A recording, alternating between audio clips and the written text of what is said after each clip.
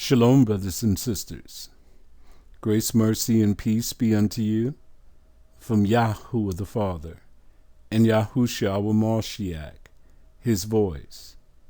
Hear, O Yasharal, Yahuwah our mighty one, he is one Yahuwah. This is Brother David coming to you again to bring you another report. The renewed moon was confirmed the 24th in the evening, which makes your Sabbath on Saturday, the second Saturday in 2 years. And this is the third month on our calendar. If you look at the picture here, it was cloudy where I am, and I was unable to spot the renewed moon, so I had to go check out some models. But our brother Derek Yasharal, he spotted the renewed moon from the location in which he lives. I tell you the truth, brothers and sisters, we need a group of us that are working together so that we can confirm our sightings. This month was a special month, and I ran into a stumbling block before I read Brother Yahu's post. Let me show you what I'm talking about. In the usual place that I go to for the global observation, I found that they had 2 people there from the same location. Usually they list different locations in the world, but there's only 2 people from the same place, Phoenix, Arizona, and they both cited this renewed moon on Thursday evening, which is April the 23rd. Now, this threw me for a loop. I was unable to spot it Friday evening because of the clouds, so the next day I went to check out the reports. I go to multiple places. Every other place confirmed Friday evening. Just here. Let me read to you what they say.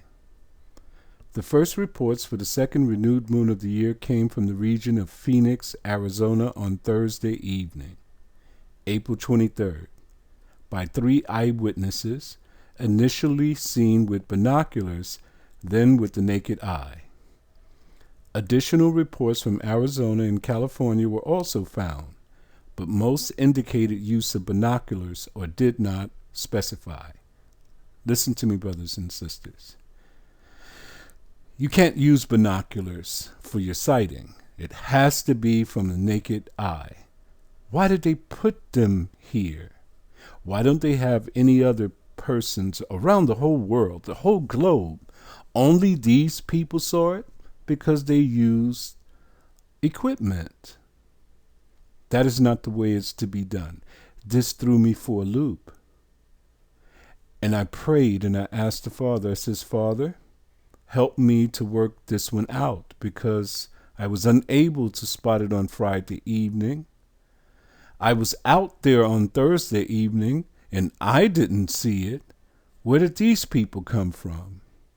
All of a sudden I go to my little computer, and on the comment board, here comes Brother Derek Yasharal. He posted that he cited it on Friday, and bingo, that's all that I needed to confirm everything that I had.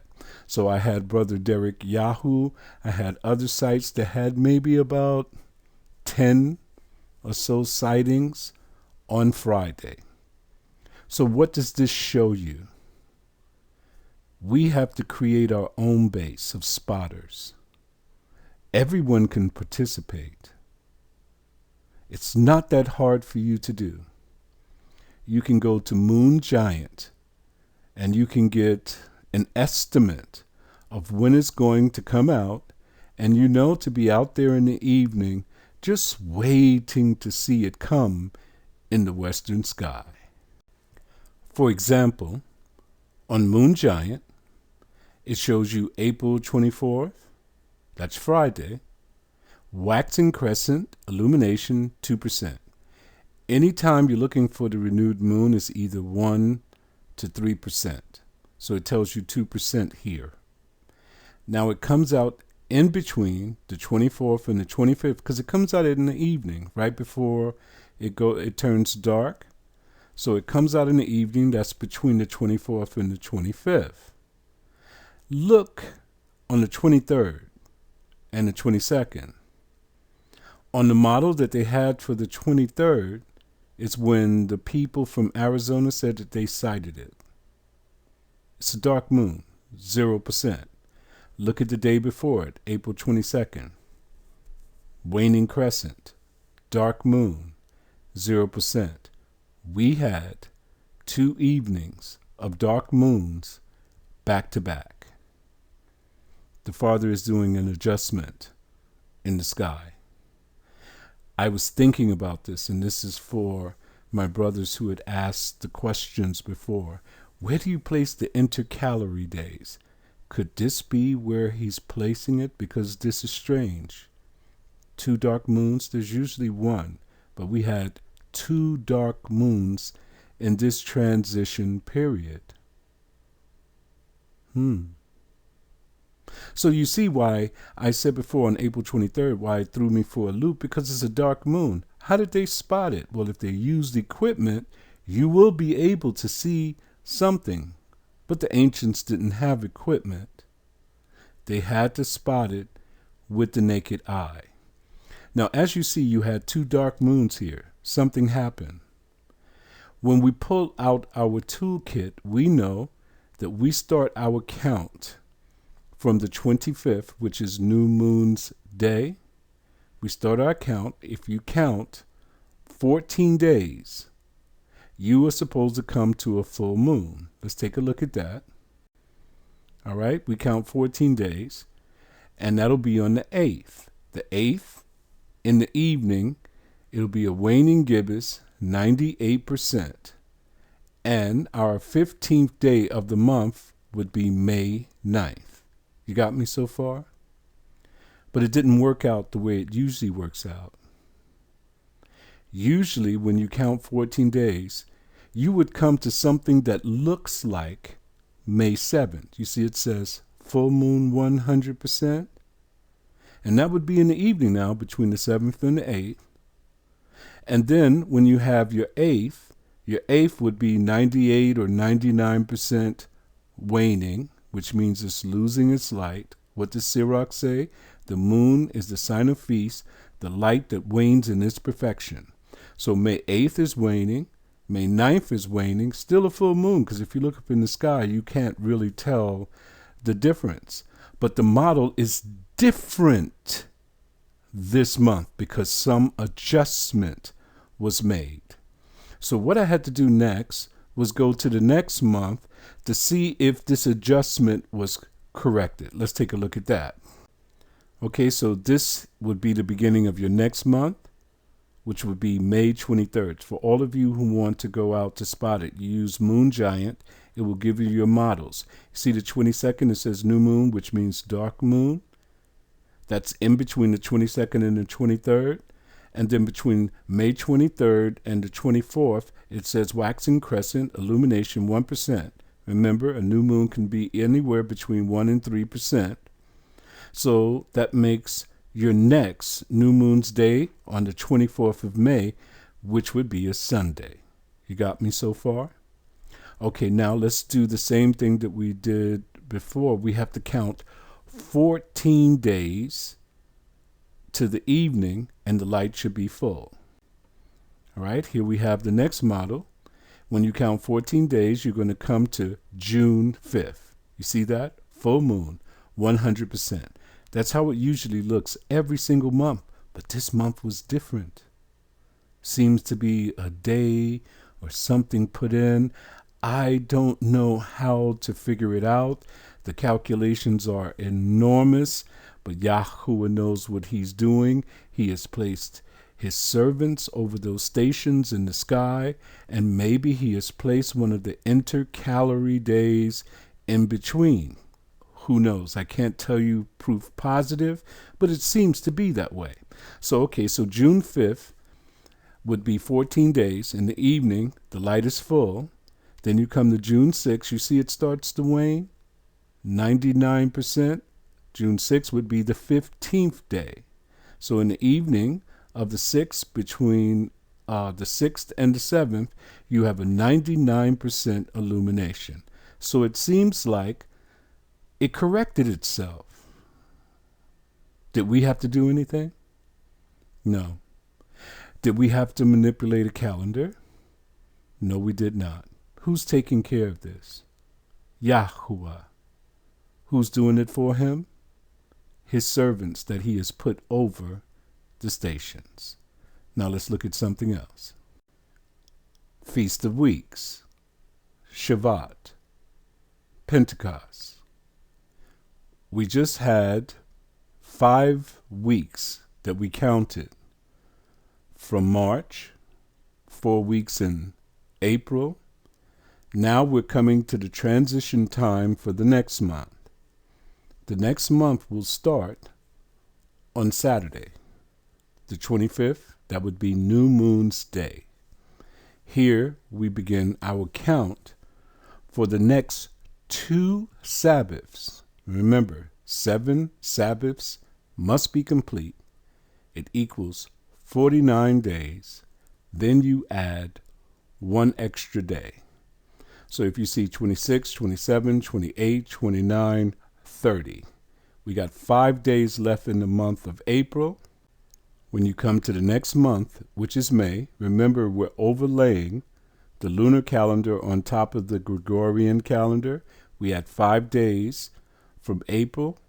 We have our next 2 days, Friday and Saturday here. That would be 1 week. That's 6 weeks. Then you come down to the 9th. That would be 7 weeks. 7 Sabbaths must be complete. It must equal 49 days.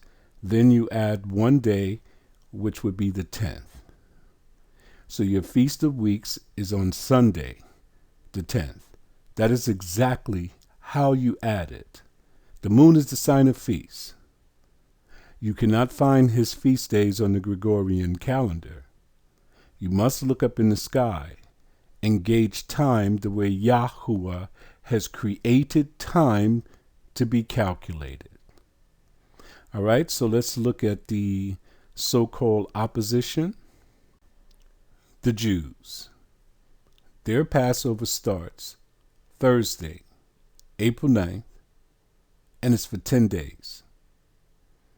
Okay? Why they're on April 9th and we started March 10th? They added a 13th month to the calendar. They stated because the barley harvest was not right. It is not true. See, it did not fall out for them on their fixed Saturday Sabbath last year, so they had to make an adjustment. Look what happened this year also. You see, our Father is revealing some things to us. It doesn't fall out again on their fixed Saturday Sabbath. It will come out in the evening of the 8th into the 9th. You understand how it works. The evening and the morning were the first day. So, it did not start on the Sabbath day. Remember, it must start on a Sabbath and end on a Sabbath. It doesn't work that way here. Why didn't they make another adjustment and add a 14th month? They couldn't do that this time. You would have noticed. So they said what we're going to do is follow some other rules. All right? This rule calls for you to add 10 days. Let's see why they did it. If you start your count from day 9, you'll wind up on day 18, which will be the end of their Passover and Feast of Unleavened Bread. What day would it be on? On the Gregorian calendar, Saturday. This is what they were trying to achieve. That's why they couldn't do it 7 days. They had to do it 10 days. All right, so now we know that after the Sabbath day, you have to bring a sheaf to the priest the day after the Sabbath, and he is to wave it on your behalf. So that would be the 19th. And then you start your count to the Feast of Weeks, but they don't do that. They started their count from the 11th. And the day after the 11th would be the 12th. That would have been their first fruits. So we're going to count from here 7 Sabbaths. We have 1, 2, and you see it starts on the 30th. We need 2 more days to make 3 weeks. We go to May. You have your other 2 days. That's 3 weeks. The 9th is 4 weeks. The 16th, 5 weeks. The 23rd, 6 weeks. The 30th, 7 weeks. The 31st, the day after, because you have to add another day to the 49 days. And then you have your 50 days. Then why are they starting on May 30th? It ends, they said, in the evening of May 30th. I'm sorry. You see there's something wrong? The only way you can understand this, the only way you can see all of the deceptions that they are trying to pull over our eyes and have pulled over the world's eyes. Everyone is following them who try to keep a Saturday Sabbath. The Jews are the standard. But brothers and sisters, they are practicing deception. There is no statute to have a 10-day feast of unleavened bread. There's no statute for that. There's no statute for you to add a 13th month. There's nothing in the Bible that tells you to keep your Sabbaths on a Gregorian calendar. Instead, we know that the ancients looked up in the sky, they gauged their time, which is Yahuwah's time, and they followed it like that. They didn't switch off from the renewed moon observance and then go to a Gregorian calendar. We are truly living in the matrix. Okay, so now that you understand what deceivers look like, let's go back to the first model when they started their Passover and Feast of Unleavened Bread. Now you see why they said it has to be for 10 days, which is not even in the book, because it didn't fall on their fixed Saturday Sabbath. It's just that simple. Do you know why they added a 13th month to the calendar? Because it did not fall on their fixed Saturday Sabbath. Anyone who reads and studies the scriptures, the laws, statutes, judgments, commandments, and the feast days, they know that it must start on a Sabbath and end on a Sabbath. Thursday, the 9th, is not their fixed weekly Sabbath, brothers and sisters. Is it? But if they were following the lunar phases, like we were, I'm just showing you something here. If they were following the lunar phases like we were, they would have had their Sabbaths on Thursday also. And then their Sabbath would have started on the 9th, and it would have ended on the 16th, and then they would have had their next Sabbath on the 23rd, and so on, and they could have counted to the Feast of Weeks, but they're still 1 month behind. If you don't learn this for yourself, you will always be deceived. I think that the reason that the Father has brought me here was just to teach this. I understand everything that is going on. When I see it, I can tell what they're doing and why they're doing it. But most people cannot. Our people perish for lack of knowledge. Don't refuse this knowledge. This knowledge will take you into the kingdom. If you refuse this knowledge, he says he's going to refuse you also and your children. Shalom. Enjoy your Sabbath. It's going to be on Saturday for this whole month. And on the 10th, you're going to have the 10th of May, that is. You're going to have your celebration for the Feast of Weeks. What can we do? Have you a dinner. It's going to be on a Sunday. Have your dinner. Pray and ask the Father, please come for us. Repent of all of your sins. Because we're supposed to be in the promised land, celebrating our harvest right now. Instead, we're in the lands of our captivity because we're so disobedient and stiff-necked. Let's not be stiff-necked anymore. And we need a team. Even if everyone on the channel participates, you should. Everyone should be sighting the moon for themselves, especially the men. Especially if you have a family. You want to make sure it's true. Why? We have so many deceivers out here. They've been lying to us for years. We had to swim through massive oceans to find the truth. Now that we've found it, what do we do with it? Shalom.